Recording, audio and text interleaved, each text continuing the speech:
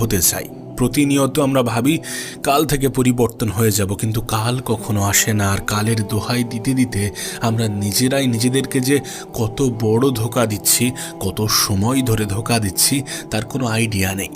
পরিবর্তন তো প্রত্যেকটা মানুষই হতে চাই, কিন্তু স্টেপ নিতে চায় না, পদক্ষেপ নিতে চায় না। আর নিলে সেটা অনেক বড় করে ফেলে। মনে করে যে 1 বছর আমি এইভাবে সময় কাটাবো, 3 বছর আমি এইভাবে সময় কাটাবো, 1 বছর ধরে আমি এটা করব, 3 বছর ধরে এটা করব। 1 বছর 3 বছর নয়, তুমি আগামী 1 মাস নিজের জীবনটাকে এইভাবে কাটিয়ে দেখো, দেন দেখবে তোমার আগামী জীবনটা আস্তে আস্তে সুন্দর হতে শুরু করেছে। তুমি জানো আমাদের সব থেকে বড় শত্রু কি? আমাদের মন।